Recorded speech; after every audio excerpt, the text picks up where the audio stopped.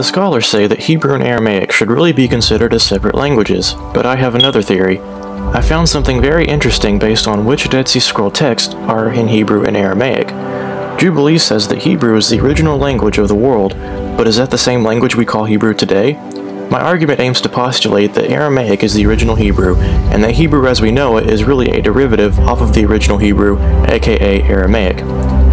Most of the Dead Sea Scrolls are in the so-called Hebrew and Aramaic, but what's interesting is that when you actually observe when the text would have originally been written, you find that most texts written in Aramaic predate most texts written in Hebrew in the Dead Sea Scrolls. For example, the Book of Enoch, the Book of Lamech, Noah, and Abraham, found in the Genesis Apocryphon, and the Testament of Levi are all in Aramaic. These writings, if written by who they claim to be written by, all originally predate every writing written from the Book of Judges to Malachi found in the Dead Sea Scrolls.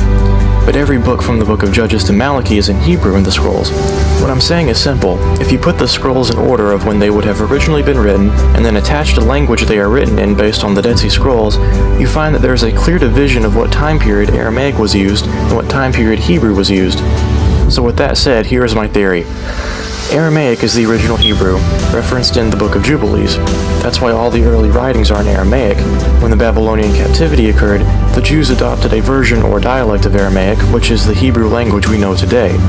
The Essenes kept the books written in their original languages and copied them in their original languages because they viewed these early Aramaic writings as the original Hebrew language and as extremely sacred. But the writings that were meant to be for public use, they copied in Hebrew. This would explain why Moses' writings, which according to my theory would have probably originally been written in Aramaic, are all in Hebrew in the scrolls. Instead of Hebrew replacing Aramaic, Aramaic just branched off and became another Semitic dialect. I don't always trust rabbinical writings, however, I find it interesting that one of them said Adam spoke Aramaic. This idea fits well with my theory. Also, it is believed that Jesus Christ spoke Aramaic. It seems likely that the Messiah would have spoken the original language of the world. I hope that makes sense. Shalom and stay perky.